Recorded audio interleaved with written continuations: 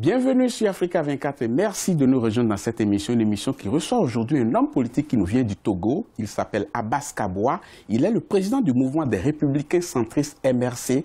Monsieur Abbas Kabwa, merci d'avoir accepté notre invitation. Merci, Wabilas. Plusieurs fois, vous êtes monté au créneau pour dénoncer un certain nombre de choses. À vous entendre parler, apparemment, tout se passe mal au Togo. Est-ce que c'est le cas vraiment? Oui, oui. Alors, si des gens comme moi, nous montons au créneau pour le dénoncer, c'est parce que ça ne va pas. Quand ça ne va pas, il faut dénoncer. Mais qu'est-ce qui ne va pas concrètement? Oui, alors, tout ne va pas. Le social, l'économie, l'éducation, la santé, tout ne va pas. Mais à l'instar de pourtant, nous avons des moyens. Mais oui, pourtant, le Togo a des moyens. Je prends juste un petit exemple. Le Togo a plus de moyens que le Bénin. Ah oui, le Bénin n'a pas de phosphate. Le Bénin n'a pas de bauxite, le Bénin n'a pas d'or, le Togo a du diamant, nous avons du pétrole. Mais attendez, ça ne va pas. Mais si ça ne va pas, ça provient de qui concrètement? Qui sont au pouvoir depuis 45 ans. Je veux parler des Nyazingbe, je veux parler de la milice qu'on fait passer aujourd'hui comme armée républicaine. Pour preuve, le 27 décembre... Vous n'allez pas trop fort là? Non, je ne vais pas trop fort. Ils savent. Je ne fais pas la langue de bois, monsieur. Mais quel élément vous avez pour dire que c'est une milice au lieu d'une armée? Il y a 48 heures de cela, l'armée française a présenté les vœux au président de la République française, qui est en même temps chef suprême des armées. Je veux parler du président François Hollande. Voilà une armée républicaine. Mais ce n'est pas une armée qui va lire les motions de soutien au président de la République pour intimider les adversaires politiques en face. Non, attendez, ça c'est une époque révolue. Prenons le Bénin à côté, ça ne se fait pas comme cela. Les échanges de vœux se passent dans le cadre des... Vous avez cité le Bénin, hein? Vous avez beaucoup cité le Bénin. J'adore parce que ma mère a des origines vers là-bas. Et je vois un peu comment la démocratie béninoise évolue et avance. Voilà, dans le respect de tous, évidemment. C'est ce que nous voulons pour notre pays. Revenons à l'aspect économique. Vous avez estimé que le Togo dispose d'importantes ressources, mais apparemment, c'est un problème de bonne gouvernance, vous voulez soulever? C'est mal géré de façon opaque, la plus opaque. C'est pour cela, quand vous écoutez certains responsables togolais, vous savez, ça fait rire. Aujourd'hui, la politique togolaise doit se jouer au Togo, pas à Bruxelles. Les réseaux avec je ne suis pas sur ce plateau, évidemment, dans votre émission, surtout pour donner des noms. Mais le moment viendra. Nous allons déposer des plaintes. Je veux parler du collectif Sauvons le Togo. Nous avons suffisamment de preuves contre certains députés européens qui ont tissé un grand réseau pour pouvoir dire de contre-vérité un peu partout dans les 27 pays de l'Europe, de l'Union européenne. Mais pour quel but? À quelle fin? Mais non, mais à quelle fin? Vous me demandez à quelle fin? Mais les gens avancent plutôt leurs ventes, leurs intérêts. On ne sait pas si ces intérêts-là, c'est les intérêts de l'Union européenne réunis. C'est le même schéma que la RDC. Vous êtes convaincu que ceux qui dirigent le Togo aujourd'hui peuvent céder à un certain nombre d'intérêts étrangers au mépris des intérêts nationaux togolais? Vous savez, ils sont au pouvoir depuis 45 ans. Oui, mais ça, vous l'avez déjà dit. Vous l'avez déjà dit, on peut être au pouvoir depuis plusieurs années pour réaliser des choses, non? C'est un hold-up. Je pense que vous étiez même à Lomé pour l'élection de Faure Gnassingbé en 2010. Mais ça, c'est du passé. Depuis 2010, nous sommes en 2013. Vous savez, est-ce qu'il n'est pas temps de tourner la page, de se tourner résolument vers le développement de ce pays? Combien de fois nous n'avons pas tourné la page pour que le Togo redevienne un État normal? Combien de fois nous avons fait confiance à ces gens-là et à chaque fois, ils nous tendent la main droite avec le gourdin dans la main gauche, dans le dos? Combien de fois on va répéter qu'ils sont en train de mettre le Togo sur des braises? Votre parti, bien entendu, fait partie du collectif Sauvons le Togo. Mais ce collectif-là a beaucoup brillé par ses descentes dans les rues ces derniers temps, par des revendications. Mais que revendique ce collectif-là concrètement? D'abord, nous sommes en partie un mouvement citoyen. Il y a beaucoup de recommandations qui ont été faites aussi bien par l'Union européenne, par des organes, tenez-vous bien, créés de toutes pièces par M. Faure Gnassingbé. Je veux parler de la commission Vérité, Justice et Réconciliation. Personne ne lui a demandé de créer cette commission. Aujourd'hui, cette commission lui a remis, ça fait 11 mois bientôt, que cette commission lui a remis ses recommandations. Février 2012. Mais ce monsieur a mis les recommandations dans le placard. Il veut réconcilier qui? On ne sait pas. Sa propre famille est divisée et lui, il parle de réconciliation. Je pense qu'il y a un problème de vivre sur une autre planète. Mais les revendications du collectif Sauvons le Togo sont bien antérieures à la remise du rapport général de la Commission Vérité, Justice et Réconciliation. Il y avait des revendications qui étaient latentes, non? Et qui sont les mêmes. Attention, les mêmes. Les mêmes, toujours. Parce que les impunités. On demande par exemple Mais il faut sanctionner le chef d'état-major général des forces armées togolaises, dont le nom a été cité dans le rapport de la CNDH, qui est la Commission nationale des droits de l'homme pour torture. Il faut sanctionner le lieutenant-colonel Massina Yotrofe Alex, qui est le directeur général de l'Agence nationale de renseignement, pour cause de torture. Mais leurs noms sont cités. Vous avez fait état d'une rumeur de coup d'État il n'y a pas très longtemps. Vous savez que le ministre Bourdiona est actuellement dans les jours de son ami, Faure Gnassingbé. Pas pour des raisons politiques, hein? Non, c'est pour quelle raison alors? Quand on parle Parce que quand on va prendre... tentative d'escroquerie, c'est politique, ça? Non, on peut habiller... Les plaignants existent, hein? Le plaignant n'a qu'à revenir au Togo. Pourquoi nous avons demandé à ce que ce monsieur soit également enfermé et le gouvernement ne veut pas?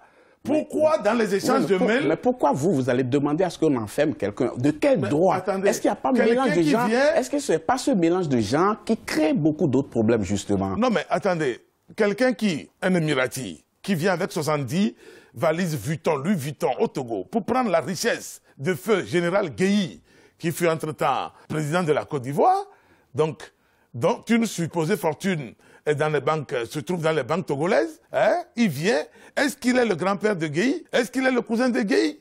Mais voilà autant de questions. La famille de Guéhi est venue au Togo pour porter plainte contre l'Émirati, mais le régime n'a pas voulu. De toute façon, cette affaire, pendant devant la justice, certainement que ça va évoluer. Et qui dit que l'homme dont on parle là ne sera pas inquiété? Attendons. Évoluons plutôt dans le bon sens, parce que, vous savez, c'est la première fois que je vois même la France, de façon très molle, demander qu'on évacue Loïc Le Floch-Préjean sur la France. Qui est mis en cause dans cette affaire. Dans cette affaire, et qui est très malade, hein, ça je le dis, il est très malade, parce que je l'ai vu. Hein, ce qui est sûr, ça a été dit. Et tout. Mais il a été enlevé parce qu'il s'est retrouvé au Togo de la façon la plus illégale. C'est un enlèvement. La procédure d'expulsion d'une personne n'a pas du tout été respectée. Votre domicile à Kara a été pris pour cible par des individus non identifiés. Je suis vivant par la grâce de Dieu. On a attenté à votre vie, vous voulez dire? À ma vie plusieurs fois, et des gens ont été nommément cités. Mais quel élément avez-vous aujourd'hui pour attester que les individus non identifiés qui se sont rendus chez vous seraient en mission pour le pouvoir en place? C'est le montage qu'ils ont fait par la suite. Mais vous n'avez aucune preuve de l'affirmer. Non, à l'heure où je vous parle, j'ai une plainte contre le ministre de la Sécurité. Monsieur le colonel Yark, vous l'avez dit, oui. Puisque quand moi j'ai été saisi par mes parents du saccage de ma maison, c'est le premier réflexe que j'ai eu. Même si je n'ai pas confiance en ces gens-là, je me suis dit, mais on va le faire à titre conservatoire. Je l'ai appelé et j'ai eu une discussion très franche avec lui. Il m'a même présenté ses compassions. Alors, 48 heures plus tard, je vois, un ami m'appelle pour me dire, mais va sur le net, il y a une maison qu'on est en train de montrer qui n'est pas ta maison. Évidemment, je vais et c'est ce que je découvre. Donc c'est cela qui vous a amené à déposer une plainte, mais il faut qu'il m'explique, parce que ce sont des intimidations, ce sont des menaces, c'est des contre-vérités. Il faut que devant une justice, mais là, il se cache derrière l'humilité de ministre, machin. Personne n'est ni ministre. Ce qui est sûr, vous avez déposé une plainte, laissons la justice faire son travail. Ce sera mieux pour tout le monde. Parlons maintenant de ce sujet qui vous tient à cœur, le découpage électoral et le code électoral en général. Alors, qu'est-ce que vous contestez dans ce nouveau code électoral? Vous savez, c'est une aberration de parler aujourd'hui, au XXIe siècle, d'une élection à un tour, uninominale. Ça n'existe nulle part.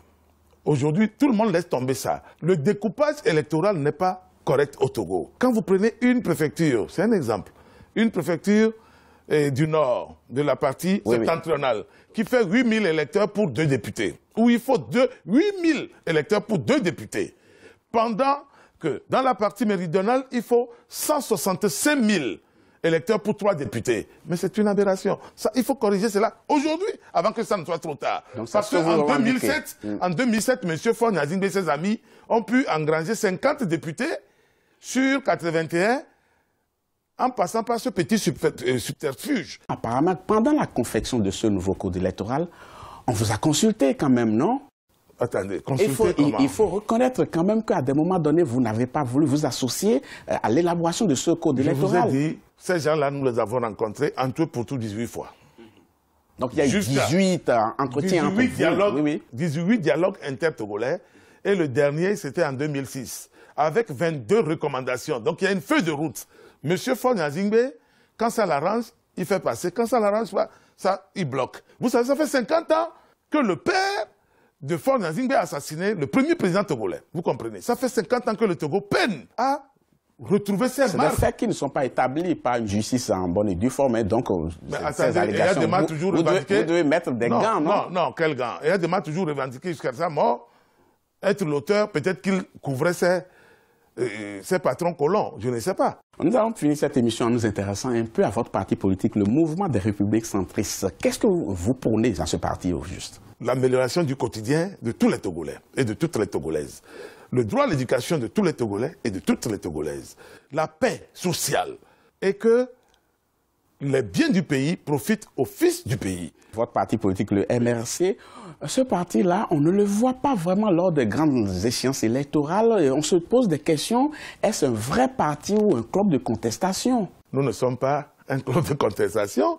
Si vous avez des informations réelles sur moi, on sait que vous occupez beaucoup les médias, vous occupez beaucoup la rue. Nous avons pris part à toutes les législatives depuis 1998. Oui, vous avez réussi. Oui. Mais les présidentielles ne sont pas encore prêtes. Voilà, ça, c'est tout ce qui manque à notre chapitre.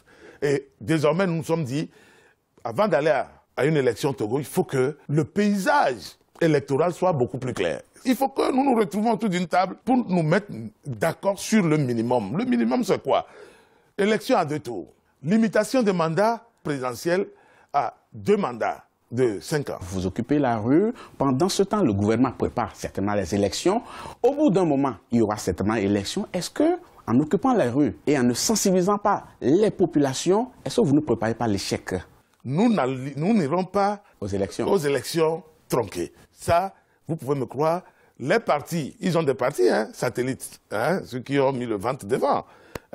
Ils peuvent aller, ils peuvent accompagner le processus. C'est leur droit. Parce que dans d'autres pays, ça s'est passé comme ça. Très bien, nous ne ferons rien pour la politique de la chaise vide, mais ça finit par nous ne faisons pas la politique de la chaise vide, sinon le groupe de contact qui est composé des 5 ambassadeurs européens et américains qui fait la passerelle entre nous et M. Faure-Gnassingbé n'allait pas, ils nous prennent au sérieux. Ils savent que c'est un danger. Monsieur Abbas Kabwa, merci beaucoup. Je vous en prie, c'est moi qui vous remercie. Vivement que les Togolais arrivent à parler ensemble, à s'asseoir, à discuter et que tous ces problèmes-là trouvent une solution. Je vous remercie, surtout que vous les connaissez. Donnez-leur ce conseil. Nous sommes prêts à les retrouver. Je connais beaucoup de personnes. Je vous connais aussi. Je connais tout le monde.